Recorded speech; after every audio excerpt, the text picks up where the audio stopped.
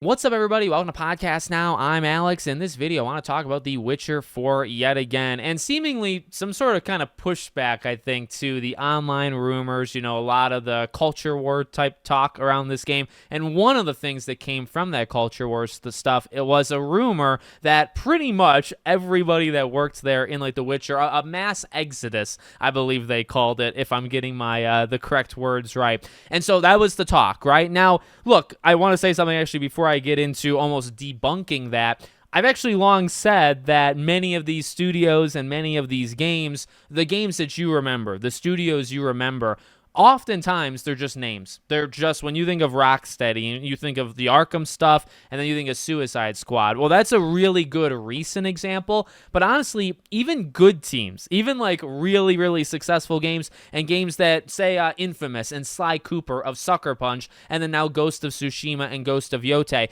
basically a studio that's just been consistently good, right? So to not use, say, the Rocksteady example, still from Sucker Punch, there are so many people that were there at the beginning that are not there now. There's a couple still. I mean, some of the Sly Cooper people that had that stuff in their mind, they are still there to this day, which I find very reassuring. But, a lot of people move on. So I just want to kind of say, it's something that you almost just have to recognize. In the gaming industry, people do not stay at these jobs. They work on a game, takes 3 to 5 years or whatever it might be. They leave, they do something else. That's just kind of how it is. So just from that point alone, when I was hearing, the rumors of, nobody works at CD Projekt Red that made these special games kind of in the past, well, there was always two things kind of about that I just couldn't really connect with. Number one, while I never actually connected all that much with Cyberpunk, and I didn't really give it the chance I think it deserved, you still have a lot of people that came and made Cyberpunk and that are still there. In fact, that's more recent, right? You can talk about, a lot of these Witcher devs have left. Well, that's, you can talk about that. We'll talk about that in a second. But what about their last game? And while, yeah, it didn't have a great start, and again, I'm not the most qualified to even talk about it in all, the game, from what I've seen, people really, really love it. After we gave it many years to kind of fix itself, it's a great game from a lot of people's perspective, right? Those people, a lot of them are actually still there. Cyberpunk wasn't that long ago that they made that game. But okay, you can talk about, all right, well, what about Witcher 3? Witcher 3 turns 10 years old in just a few months. It's actually kind of crazy when you say it out loud, but okay, it's to be expected, in my opinion, actually, that people are not there anymore. Now, I don't know if I would say everybody, but it's just generally known that not everybody that made The Witcher 3 is still at that studio. Well, I believe the CEO or the head of the company talked about how there's still 100 developers that worked on The Witcher games that are still there right now. And I believe he said the story director has been the same since the beginning. So the same person that was the story director in 1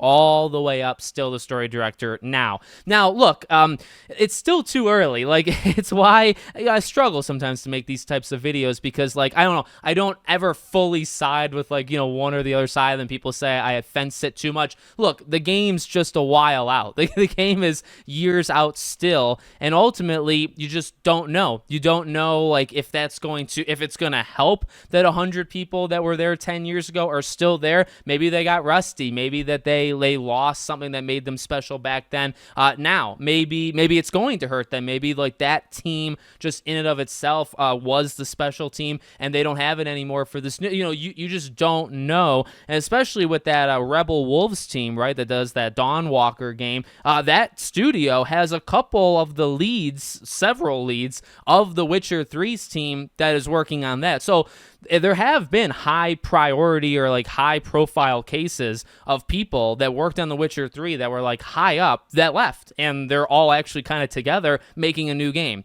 So, again, it's Alex, you fenced it. Well, what are you supposed to do? You do not know. They have lost talent. They've probably lost really good talent. In fact, I think it's probably safe to say, like I mentioned with, say, a Sucker Punch or with that, when you have a good studio and you have a good game, right, from one game to the next, if you don't have 100% of that team moving over, yeah, factually, you do not have that full team, right? There is a chance something goes wrong. And I would say, probably the best case scenario is to have as little people leave as humanly possible, right? When you have a slam dunk game that just works so well, and then you go to the next game, you want as many people from that first team, let's say, to move on over. But at the same time, I don't know, maybe I'm desensitized because I see all this stuff. It's just tough, though. It doesn't really generally happen. Actually, what happened here is generally what does happen, especially more, I'd say, over the last 5, 6, 7 years, which I kind of like.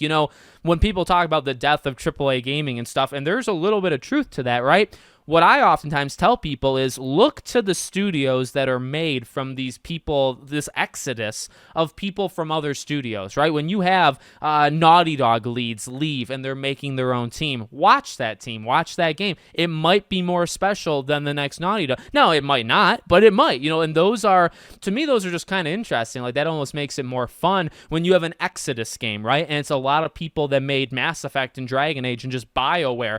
Exodus might be better than Dragon Age the Veilguard and Mass Effect 5, whatever you want to call it. It could absolutely be better. And why? Well, because maybe it has a lot of the leads that worked there during those games. Doesn't have to be better, but I think it's a game worth watching. But I will say, it doesn't stop BioWare from still, like, hopefully being good, and you hope that the right people or certain people stick around to continue that too. Best case scenario is that certain people leave where, like, both studios can work, right? People left CD Projekt Red, made this Rebel Wolves. Hopefully, best case scenario, that team is great because it's got some really great minds that have worked on a lot of cool stuff, and they were able to nail it. Meanwhile, you still have a good chunk of the people that made The Witcher 3, some higher level positions, some lower level positions, and you hope that they're able to continue it too. There is a world, guys, I don't know if I think you guys are maybe more understanding, but there is a world where both things can work. And I think that, honestly, when you have the culture war stuff and all that stuff, there's just so many narratives, there's just so much fighting. In the perfect world, you can kind of have everything working out. You can have, and it's tough, but you can have an exodus of CD Projekt Red workers and still have the next game be good. It's just, does it always happen? No, but to pretend like it always results in a failure is simply not true. I will actually combat that till the day I die, because I think that's the narrative that rumor started, right? Where it's like, oh, nobody's there that made a good game before, right? Like, anybody that was there for The Witcher 3 that made that game special, every single one of them are gone. Well, number one, this completely destroys that, right? It's like, well, 100 people are still there, including the story director. That's a pretty high position. Okay, that's one. Number two, again, Cyberpunk was actually the more recent game, and they have even more people that worked on Cyberpunk that are still there as well. So that's not really true either. That wasn't even really brought up. But again, to use the idea and to be so heavy on, and this is, I think, people's problem, is you just have to kind of pick a side and you kind of just eliminate, or you just kind of block out things that don't fit your narrative. I think there's people online that do that. Yes, it happens, and yes, it can go bad. I'm not saying it can't go bad, or I'm not saying it's not going to. Like, it absolutely could, but you still have to remember pretty much every team does. And again, that's why it's important to think about teams that are just consistent, teams that have been good for, say, 10, 12, 14 years, right, where they've had 2, maybe even 3 or 4 games come out, and they've all been good. I'm going to tell you, I mean, this might shock you, I'm going to tell you, the first game of, say, that 4 games over 12 years to now is not the same team. It's maybe a couple people, and they maybe kept that legacy, and there's just kind of a, almost like a higher quality of, like, workforce. Like, we need to live up to the name of the studio. That could be there, but the people are not there anymore, the majority of them. So, I don't know. For me, it was never as big of an issue. I think it makes headlines, and it makes people scared, right? When you see, oh, nobody that made The Witcher 3 is still there. Well, number one, that's not true. And number two, even if it was true, it's not great. I'm not saying it's ideal. In fact, it's absolutely not ideal. That's what I said earlier. But you just got to think that most studios have that situation happen. Like, almost all studios do that. That's just the industry. People, picture like your favorite band, and you know how, like, bands don't have a great rate of everybody staying together? Multiply that by 1,000. Like, that's what happens in the gaming industry. People do not stay together